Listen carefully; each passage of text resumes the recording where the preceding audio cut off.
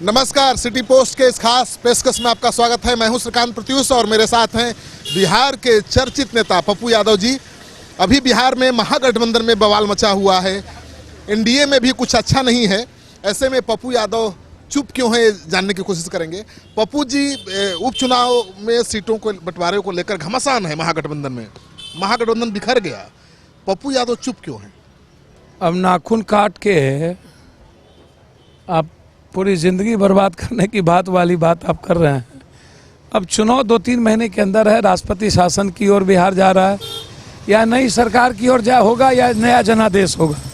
3 बात अब है, या तो नई सरकार नवंबर में होगी, या तो नया जनादेश मार्च अप्रैल जून में होगा, या तो फिर राष्ट्रपति शासन की ओर। ये राजनाथ सिंह ने आके बता दिया है और गिरिराज और सीपी ठाकुर, सच्चिदानंद राय, संजय पासवान ये लगातार इस बात को बता रहे हैं।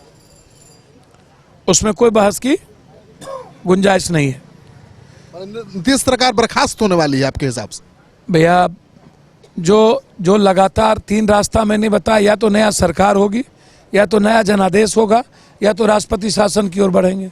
राजनाथ सिंह जी ने जिस तरीके से चुनौती या अपने ही सरकार को डंक मारा है, या लगातार रामलीला कहाँ होगा तो क्या होगा, तो आत्महत्या तो खत्म करके जाएंगे, ये जो सारा सवाल है सर, अपने ही सरकार को कटघरे में खड़ा करना, बाढ़ है उस पर चर्चा नहीं करना, बिहार की स्थिति कितनी बुरी है उस पर कोई बहस नहीं होना, उस पर चर्चा नहीं करना, रोड नहीं बन रहा है उस पर चर्चा नहीं करना, बिजली सबसे ज़्यादा बिल यहाँ पर है उस पर चर्चा नहीं करना, कोई एनएच, अभी मैं राजगीर से आ रहा हूँ, 10 सालों से एनएच नहीं बनी, तो कोई चर्चा ही नहीं है।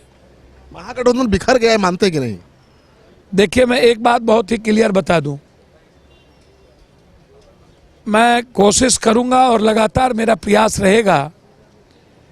ये महागठबंधन का सवाल नहीं है, या किसी के सरकार और सत्ता का सवाल नहीं है, सवाल बिहार का और देश का है। आज जिस तरीके से आम आदमी असुरक्षित है, डरे हैं, सहमे हैं, लोगों के भीतर असुरक्षा की भावना है, नफरत और उन्माद के कारण समाज अलग थलग पड़ते जा रहे हैं। देश की इकोनॉमी से लेकर के दुनिया की आप स्थिति पर यदि चर्चा करेंगे तो उसमें मैं समझता हूं व्यापारी भी असुरक्षा की भावना में है, किसान भी है, 6 करोड़ युवा की रोजगार चली गई तो वो भी है, अल्पसंख्यक भी है, दलित भी है। तो जिम्मेदारी महागठबंधन की नहीं है, जिम्मेदारी इस बिहार के स्वर्णिम इतिहास के साथ भारत के इतिहास को बदलने की है। तो इसमें कोई मियाँ मिट्ठू, मैं लालू यादव जी प्रासंगिक हैं, आज भी राजनीति में लालू यादव जिंदा जब तक हैं तब तक वो रहेंगे, तेजस्वी यादव।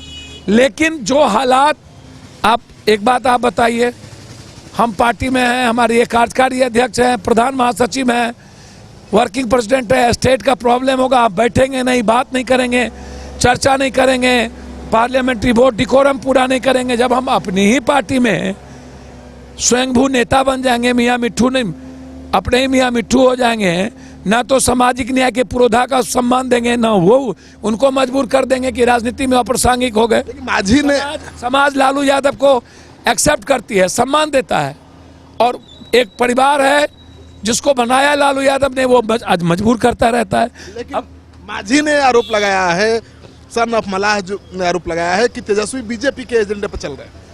सर देखिए, मैं एक बात बहुत ही क्लियर आपको बता दूं, मैंने पहले भी कहा, हमारे विचार, हमारा आचरण, हमारा तरीका, चिंतन, हमारा परसेप्शन बनाता है, और हम क्या करने जा रहे हैं, क्या कर रहे हैं। आप देखे होंगे कुछ दिन पहले ईडी ने कुछ लोगों का संपत्ति जब्त किया था, तो वो ईडी कुछ संपत्ति को वापस कर दिया है। आप चिदम्बरम को दीवार फांद करके जेल में ले जा रहे हैं। आप कुछ लोगों का पूरा संपत्ति, और कुछ लोगों को आप, यदि इतने सारे केसेस के बावजूद केस रुक रहा है, कई सारे लोगों को सामाजिक चीजों की बात मैं आपको कर रहा हूं, और मेरा सवाल गठबंधन से है। मैं आपके सवाल, आप जो सवाल उठा रहे हैं मैं समझ रहा हूं, आपका साफ कहना है कि तेजस्वी यादव, उनके परिवार को बीजेपी छूट दे रही है। देखिए, मेरा ये सवाल नहीं है, ये सवाल मैंने कानून पर सवाल उठाया। बिहार में चिदम्बरम, मैं स्थिति को बता रहा हूं कि ये स्थिति क्या हो रही है। अब जो अपने को कह रहे हैं कि मैं नेतृत्व करना चाहता हूं और वो बीजेपी को टारगेट नहीं करके नीतीश को टारगेट करेंगे, अब मुझे समझ में नहीं आ रहा है। बीजेपी भी नीतीश को टारगेट करे और विपक्ष भी नीतीश को टारगेट करे, लड़ाई किसे लड़ाई? तो वही बात मेरा है। मैं तो कह रहा हूं कि कांग्रेस फ्रंट फुट पर आए, आगे बढ़ के काम करे, कांग्रेस बड़े भाई की भूमिका में आए और सबको लेकर के चले। हमने रघुवंश बाबू से भी मुलाकात की, हम हालचाल पूछने गए अब्दुल बारी सिद्दीकी से, तो मैंने कहा कि आप लोग तो नवरत्न हैं लालू यादव जी के, कर्पूरी ठाकुर जी, आपने कभी लक्ष्य को नहीं बदला। आज भी आप जैसे नेताओं का परसेप्शन है, रघुवंश बाबू जैसे नेता, अब्दुल बारी सिद्दीकी जैसे जो लीडर है, उसका परसेप्शन कहीं ना कहीं समाज में जिंदा है। नीतीश कुमार जी एज ए मुख्यमंत्री हमसे कोई पूछेंगे तो 10% देंगे, लेकिन पॉलिटिकल परसेप्शन तो नीतीश कुमार जिंदा बन करके तो रखा ही हुआ है। और नीतीश कुमार को चाहिए 2024, अब 2020 की चिंता नीतीश कुमार ना करे। नीतीश कुमार को मान लेना चाहिए 2020 में इनको फिनिश करेगी इनके गठबंधन। 24 में पीएम उम्मीदवार होंगे आपके हिसाब से? मेरे ख्याल से उनको आगे का, अब नीतीश कुमार जी से कभी कभी मुझे लगता है कि नीतीश बाबू गोडसे भी ठीक, बीजेपी का प्रवक्ता कहता है कि एक बार रख दीजिए, गांधी को मारने वाला रिवॉल्वर देख लीजिए कितना करोड़ों में बिकेगा। दूसरी तरफ आप आरएसएस के बारे में आपकी मान्यता थी कि आरएसएस इस देश के लिए खतरा है और आप उसी से मिलते हैं, तो आरएसएस भी ठीक, गांधी भी ठीक, गोडसे भी ठीक। तो नीतीश बाबू ये तय करिएगा ना, आप तो विचारों के मामले में जाने जाते हैं, ये तीनों एक। लेकिन पप्पू जी, एक तरफ आप नीतीश का बचाव कर रहे हैं कि तेजस्वी को हमला नहीं करना चाहिए, एक तरफ नीतीश कुमार पर हमला कर रहे हैं कि उनके लिए सब नाथूराम गोडसे, सब आरएसएस, सब ठीक है। मेरा तो सीधा आपका लाइन क्या है, नीतीश के साथ या तेजस्वी के साथ? सर मेरा लाइन बिहार है, मेरा लाइन बिहार की जनता और बिहार के भी 2020 के से एक इतिहास लिखने के साथ भारत में जो नफरत और डर का वातावरण है, आज 2.25 महीने से इस भारत में कर्फ्यू लगा हुआ है। पता नहीं दुनिया में, कश्मीर में सब लोग मर गए कि जिंदा है, कौन कहाँ है, क्या है। अभी उत्तर प्रदेश में चिन्मयानंद के पीड़िता को जेल भेज दिया। मेरा सवाल उस पीड़िता से है कि पीड़िता जेल जाएंगे? मेरा सवाल वहाँ है। मेरा सवाल नीतीश बाबू से मैंने सिर्फ इतना कहा कि क्या मजबूरी है। पहले तो लालू यादव मजबूरी के कारण आप 15 साल रहे, अब क्या मजबूरी है आपकी जो आपको तो सब गाली दे रहा है। पहली बार ऐसा हुआ कि गठबंधन में सुशील मोदी को छोड़ सब आपको गाली दे रहा है। तो और हम विपक्ष से हम सिर्फ इतने न बोले, विपक्ष मजबूरी है ना, विपक्ष का रहा है कि नो एंट्री का बोर्ड है। विपक्ष कुछ अब समझ में नहीं आता है, हमको अपना धोने का लूड़े नहीं है। अब विपक्ष का रहा है no entry. Nitish ji line तो लें, विपक्ष नीतीश जी लाइन लें, कांग्रेस तैयार बैठी होगी मेरे ख्याल से, और कांग्रेस अब और नीतीश जी लाइन लेंगे तो पता चल जाएगा बिना पेंदी के विपक्ष को। तेजस्वी यादव, अब मैं किसी के बारे में ना, मैं लालू यादव के विपक्ष को मानता हूं और मैं उनसे जो अपने को नेता कहना चाहते हैं मैं उनसे आग्रह करूंगा। आप उनका नाम लेने से क्यों परहेज करते हैं? तेजस्वी जो नेता अपने को बनना चाहते हैं बने, लेकिन मेरा उनसे आग्रह है कि अभी देश और बिहार बचाने की है, अभी कुर्सी के लिए हाय तौबा करने की नहीं। या सीडी परेशान है, सत्ता परेशान है सीडी से, और विपक्ष परेशान है ईडी से, अब भगवान परेशान है जात और जनता से। अब ये जो हाल है उसमें हम आग्रह करेंगे हैं कि इंडिविजुअल राजनीति बंद करे, रास्ता बड़ा बनाए, दिल बड़ा बनाए, मन बड़ा बनाए, नेता बने बढ़े, सबको अधिकार है। मेरा कुछ नहीं कहना। आजकल युवा नेतृत्व का मतलब ही बेटा बेटी भतीजा चाचा, चाचा बेटा भतीजा यही होता है। लेकिन बिहार में क्या नीतीश कुमार के बगैर विपक्ष बीजेपी को चुनौती दे सकता है, आपको लगता है? लेकिन मैं तो कह रहा हूं कि नीतीश बाबू तय तो करें।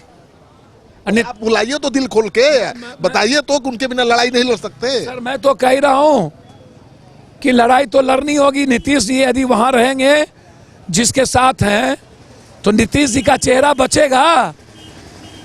बिहार के जो हालात हैं जिस पर हम धरना प्रदर्शन कर रहे हैं, बीजेपी कंप्लीट रूप से इसमें सोल्यूशन लगी हुई है कि नीतीश जी का चेहरा खराब हो। कब से आप देख लीजिए, मुजफ्फरपुर की घटना से लेके लगातार बीजेपी टारगेटेड है। एनएच का पैसा रोक दिया, बाढ़ का पैसा रोक दिया, टारगेटेड है नीतीश कुमार। तो क्या कहेंगे नीतीश जी से, आप बोलिए ना। अब नीतीश जी खुद ही बहुत बुद्धियार आदमी है, बहुत तेज तरार आदमी है, नरेंद्र मोदी से भी तेज है, चालाक आदमी है, उनके बारे में क्या कहना है हमको। अब राजनीति में धूर्तई, दुष्टई, चालाकी, ये सब तो करना ही पड़ता है, करना ही पड़ेगा। जब सब धोबिया पाठ मारने की तैयारी में है और हमारे ही नीतीश बाबू को सब एकदम चिट करने में लगा हुआ है, जिसका कोई आगे पीछे पाक पगाने, ये गिरिराज तो ये फलना तो चिलना। अब हमको गिरिराज के बारे में कुछ समझ में नहीं आता है, वो आत्महत्या करने के लायक नहीं। अब वो समझें कब करेंगे, लेकिन गिरिराज टाइप के लोग उधर और इधर विपक्ष के नेता के इर्द गिर्द जो कुछ लोग हैं जो औकात बताते रहते हैं। आप फिर तेजस्वी का नाम नहीं ले रहे हैं, तेजस्वी का नाम नहीं लेने कसम खाए हुए हैं कि नीतीश जी औकात नहीं अकेले लड़ने का, तो किसकी औकात अकेले लड़ने का इस बिहार में। मेरा सवाल और दूसरा है कि तेजस्वी का नाम नहीं लेने की कसम खा लिया पप्पू यादव ने। मुझे तो समझ में नहीं आता है भैया, जब मैं लालू यादव परसेप्शन है हमारे बड़े भाई के तरफ, बड़ी कर्पूरी ठाकुर से लेकर के आज तक हम लोगों ने राजनीति में लंबा सफर तय किया, तो हम तो एक सलाह ही देंगे ना एक भाई को कि इंडिविजुअल राजनीति का कोई औचित्य नहीं है, और ये जो लोभ लालच है कुर्सी का, सत्ता का, इसको छोड़िए, इससे जरा बढ़िए। रघुवंश बाबू को ये आश्वासन दिए। अब रघुवंश बाबू से पिता हम लोग का संबंध है, रघुवंश बाबू बेबाक आदमी है, तो हमने तो कहा कि बड़े दिल और बड़े मन आप लोग, रघुवंश बाबू जैसा लोग आगे आएंगे, लालू यादव से बात करेंगे। अब मुझे लगता है कि लालू यादव को मजबूर कर दिया है उनके घर के कुनबों ने, अन्यथा उनके घर में जो महाभारत है ये स्थिति नहीं होती। रघुवंश बाबू को लीड करना चाहिए आरजेडी को आपके हिसाब से? मेरे ख्याल से रघुवंश बाबू हैं, अब्दुल बारी सिद्दीकी जी हैं, इन लोगों को एक गंभीर जो नवरत्न रहे लालू यादव के, उन लोगों को आगे आना चाहिए कि कैसे बिहार 2020 में बीजेपी जैसे आतंकी उन्मादी पार्टियों से छुटकारा मिले। एनआरसी के नाम पर तो फलना के नाम पर नफरत खाली, गरीबी कोई मतलब नहीं। अमेरिका में जाकर के पहली बार ऐसा कभी हुआ हो, दुनिया में पहला घटना हम देख रहे हैं। अब बाहर में पूरा अमेरिका कह रहा था गो बैक गो बैक, अभी मैं सीडी सुनाऊंगा, और सब सदन के भीतर विरोध कर रहा था, और ये अपना चुनाव कर रहे थे ट्रम्प कि हम अपना प्रचार करने के लिए हमको चपरासी समझ लिया भारत को। ट्रम्प अपना प्रचार करने के लिए हमारे देश का प्रधानमंत्री को वो समझता है। भारत का प्रधानमंत्री दुनिया के सामने सबसे बड़ा है, और ट्रम्प समझ लिया भारत के प्रधानमंत्री को। भारत के प्रधानमंत्री को कोई अपना ब्रांड एम्बेसडर की तरफ पब्लिसिटी के लिए बुला रहा है, तो इसमें तो अभिमान होना चाहिए। ब्रांड एम्बेसडर भारत के प्रधानमंत्री को बुलाया कि आप मेरा प्रचार करिए मैकिंग पर, भोपू के तरह जैसे भारत में रिक्शा पर प्रचार होता है। लग रहा है कि मोदी में दम है कि अमेरिका के राष्ट्रपति बनाने में हम भूमिका निभा सकते हैं। भैया दुनिया में इससे खराब पॉलिसी हम में दम यदि होता तो बांग्लादेश, हम अपनी बात करेंगे ना, बांग्लादेश से संबंध अच्छा नहीं, पाकिस्तान से, नेपाल से, भूटान, ये क्या कहते हैं, श्रीलंका से, चाइना हमको अवसर ढूंढ रहा है मारने के लिए। हमारी इकोनॉमी समाप्त हो गई, 6 करोड़ रुपया बर्बाद हो गया, 6 करोड़ रोजगार चला गया। हिंदुस्तान कहाँ जा रहा है, पूरा डर का वातावरण है। और आपको और ये अमेरिका में जाकर के दुनिया में कभी देखे किसी देश का प्राइम मिनिस्टर किसी दूसरे देश में जाके प्रचार करता हो?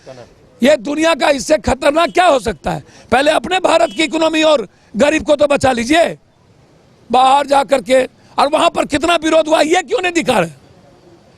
Go back Hitler, go back, पूरा का पूरा अमेरिका, क्या बात कर। इसीलिए बिहार की जिम्मेदारी है विपक्ष की, पप्पू यादव की और जन अधिकार पार्टी। और हम चाहेंगे आरजेडी के मुखिया से बात करके बिना सत्ता और कुर्सी के लोभ के ये एरोगेंसी छोड़े और एक बड़े व्यापक गठबंधन की तैयारी में हम लोग आगे बढ़े। चलिए, तो पप्पू यादव ने साफ कर दिया है कि तेजस्वी यादव यदि एरोगेंट नहीं रहेंगे तो उनके साथ ही जा सकते हैं, महागठबंधन के साथ जा सकते हैं और ये महागठबंधन को इंटैक्ट रखने की तमाम कोशिशें कर रहे हैं। पप्पू यादव के इस दावे में दम दिखे, इनका ये स्पीच, ये भाषण अच्छा लगे, क्योंकि इन्होंने एक साथ बिहार से लेकर देश विदेश तक की बात की है। तो कमेंट बॉक्स में जाइए, अपना कमेंट जरूर लिखिए। अगर आपने अब तक हमारा चैनल सब्सक्राइब नहीं किया, जरूर कर लीजिए। सहयोग और समर्थन के लिए धन्यवाद। क्या आप जानते हैं कि घर बैठे आप अपनी स्वास्थ्य समस्याओं का सॉल्यूशन पा सकते हैं सॉफ्ट केयर मोबाइल ऐप के द्वारा। अधिक जानकारी के लिए आप संपर्क कर सकते हैं। हमारे फोन नंबर्स हैं 9472981111, 9472982222। Soft care app, solution at your finger tips.